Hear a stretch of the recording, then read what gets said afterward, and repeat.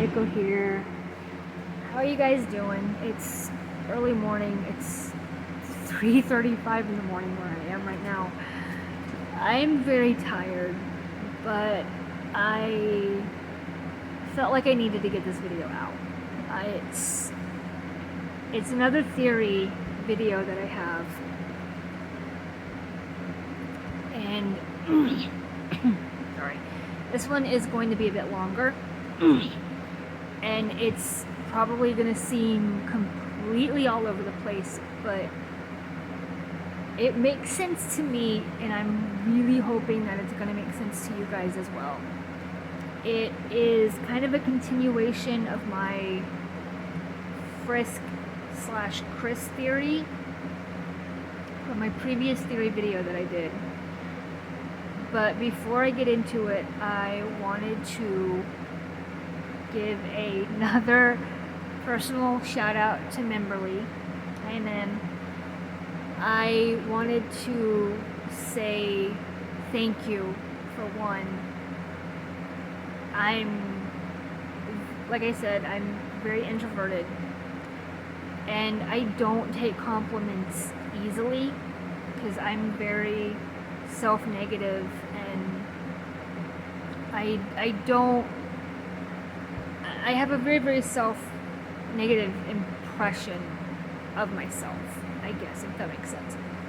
So for somebody who doesn't know me, aside from the handful of videos and on a fledgling YouTube channel and, comments, it means a lot to me that you not only took the time to watch my video, but you reacted to it, and it was so genuine and just so amazing that you took time out of your schedule to do that.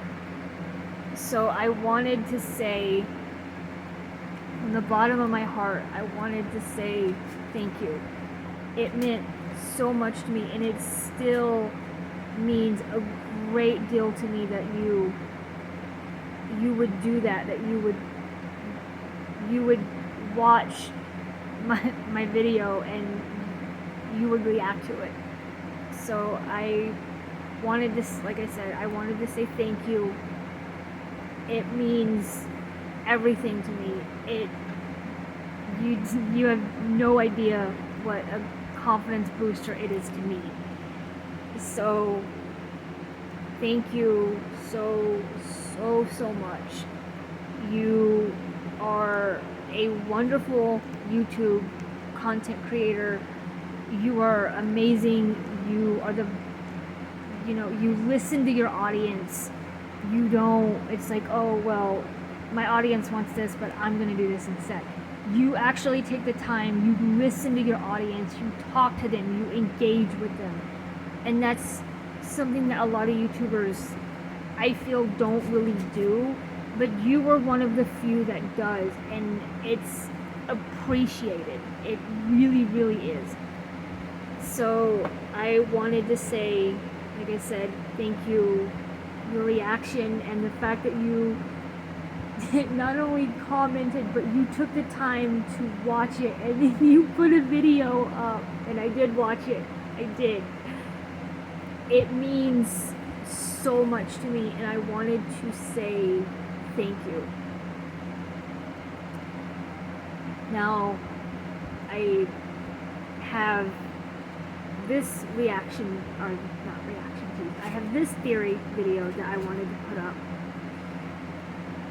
It's gonna be a bit longer, and it's probably gonna seem like it's gonna be all over the place, but I'm hoping that I'm not going to do a lot of repeating and tripping over my words like I did in the last one. So I'm really hoping that this one comes across as a little more cohesive, I guess, or coherent, I guess, because it's really late where I am. Excuse me. But this video, like I said, it's going to be longer, and I might split it up into 2 segments, and I probably will because I need sleep. But I want to. I had my say on Ralsei as being Asriel. You're not going to change my mind. Ralsei and Asriel are the same person. Ralsei is Asriel. Asriel is Ralsei. End of story. No one's going to convince me otherwise. Moving on. My Kris is Frisk theory.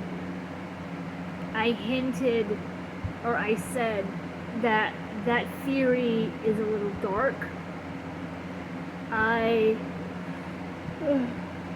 kind of touched, no, I didn't really so much touch base, but I said that I thought something had happened to put her life in danger. And it also, I think that this kind of ties in as to why I think there is such a massive gap into why I think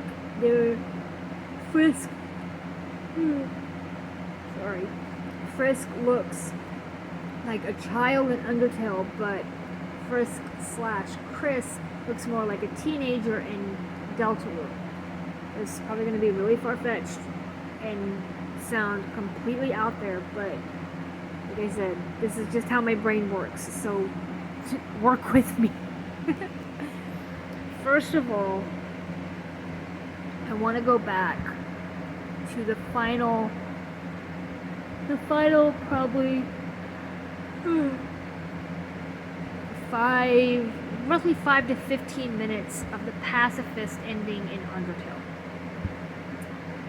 So, for it, after you've beaten Asriel, and he reverts back from more or less a moody teenager into a child, and him and Frisk are breaking the barrier, and I say Frisk, okay, and hear me out. What you see is Asriel releasing the monster souls and the 6 initial souls. What you don't see, and like I said, if you don't believe me, this also is like the school at the end of the pacifist run in Undertale and the school in Deltarune being the same. If you don't believe me, go look at another video, or if you're playing the pacifist run, play it through to the end, and you'll see what I'm talking about. You see all the monster souls that Asriel releases. You see the initial 6 souls. The one soul that you don't see... Sorry, Nari pulled my phone out of my hand. The one soul that you do not see is Frisk's. Now, I think there is a reason for this. Again, might sound far-fetched, but hear me out. I think the reason that you do not see Frisk's soul is her soul is near enough that it doesn't need to be with the others, but I don't think it's her soul that gives the other souls the activation ability they needed to break the barrier. Asriel alone could not do it. Despite the fact what Alphys said,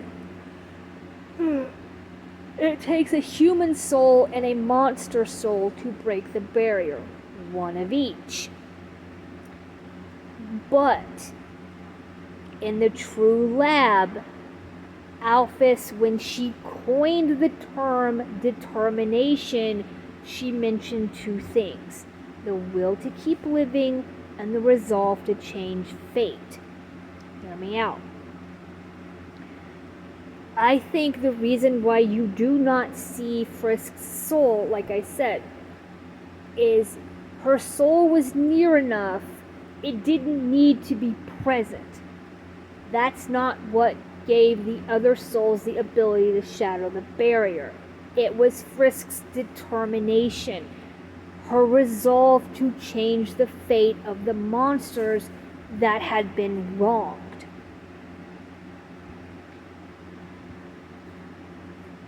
Like I said, if you think I'm crazy, go back and watch another video of Azrael releasing the souls and the barrier breaking.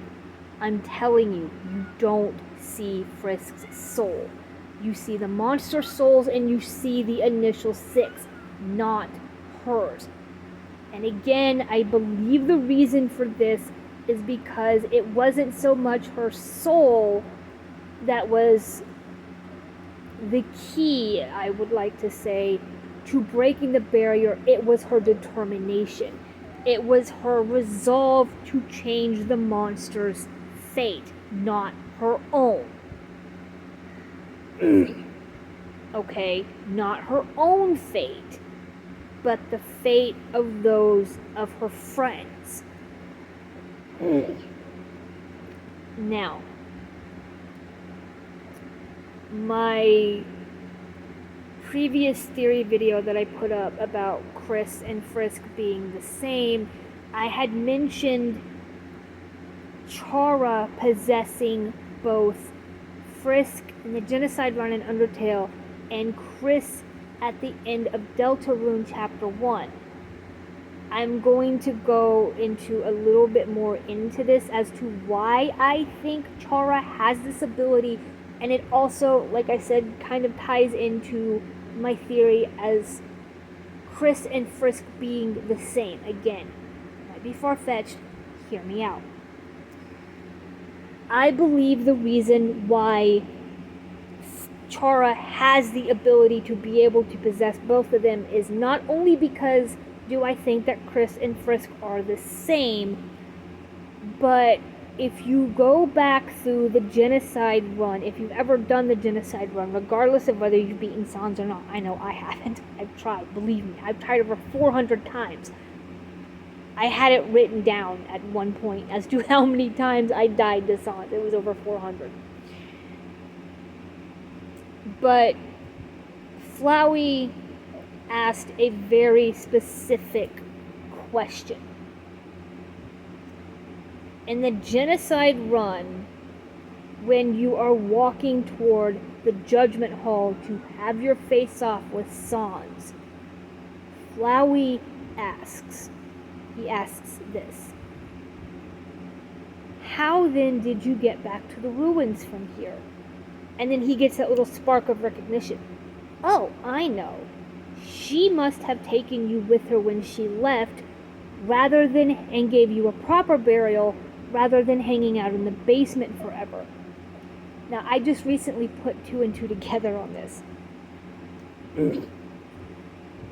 When Frisk falls into the underground, and she lands on the golden flowers, you're probably wondering, why is there a bed of flowers here? Why in a massive hole would there be a bed of flowers? If you think about that question, and then you go into the basement after you beat Sans, Chara says it's as comfortable as it looks. Yes, Chara is a freak. Okay. But if you think about what Azrael asks, and you think back to the flowers where Frisk lands, when she lands, she is literally landing on Chara's grave, on her remains.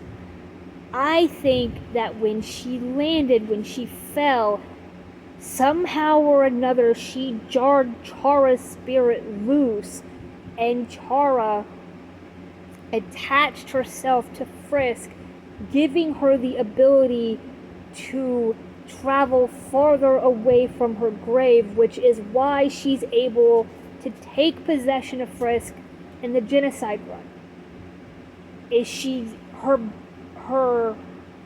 Her bond to her grave is broken. Frisk broke it, not only do I think when she landed, but because of her determination, which goes back to what Alphys was talking about in the True Lab. The will to keep living and the resolve to change fate. Now, like I said, this might be completely far-fetched and insane, but hear me out. After the barrier is broken, and I am gonna actually split this up into 2 parts because I'm really tired. But I will say this much. In the final moments of the pacifist ending, you are given 2 final options: to become the ambassador and to choose to stay with Toriel. Now, regardless of your decision on the first one, for me, I always choose to be the ambassador when I do the pacifist run. Regardless of that, Papyrus, he just flat runs off to make a good first impression. Sans, as you all have noticed, goes one way, ends up in another direction. Teleportation, I wish I had that ability. But he's like, well, somebody's got to keep him from getting into trouble. And he walks back toward the underground, but eventually he will end up in front of his brother, one way or another. If you don't choose to stay with Toriel, at the end, you are shown a picture of all of the friends that you made in the pacifist run. Now, this also ties into why I think Sans and Papyrus did not move to town right away when the other monsters had settled in. And this also ties into my Kris is Frisk theory. If you don't choose to go with Toriel, if you don't choose to stay with her, you are essentially left on your own. There is no one to protect you, or is there? Like I said, in my first theory video, Sans says to Kris at the end of Deltarune Chapter 1, they recently moved to town. Why? Here's where part of my theory comes into play. In the pacifist run, when you go to quote-unquote dinner with Sans, Sans is talking about Toriel and the promise that she had him make to her to watch over any human that walked through the ruins door. This was Frisk. I think that one of the reasons why Sans and Papyrus doesn't settle down with the others in the beginning is that if you don't choose to stay with Toriel, like I said, you're on your own, completely and totally. But remembering that promise that Sans made to Toriel, you are left on your own, but Sans and Papyrus keep an eye on you. Which is why, like I said, and this ties into my theory as to why I think Kris and Frisk are the same person in Deltarune. The only reason they moved to town is because Frisk lives there. Now, I did say in my first theory video that this was kind of a darker theory. I'm not gonna go into it tonight because, like I said, I'm tired. I am gonna split this up into 2 parts, so I'm really tired, but this is going to be a longer video. I'm going to leave this first part here and kind of let you guys chew on this for a little while, and I'm hoping I can have either the second part of the video up either tomorrow or the next day. If you want to see Memberly YT's reaction to my theory video, I will put, like I did with my first theory video, I will put the link for her channel in the description. Go show her some love She's an awesome YouTuber. She has earned and deserved every single sub that she has. I'm going to leave this video here. I'm going to go get some sleep. You guys think over what I've said so far, and I will see you guys in the next segment. All right? Peace out, guys. Bye.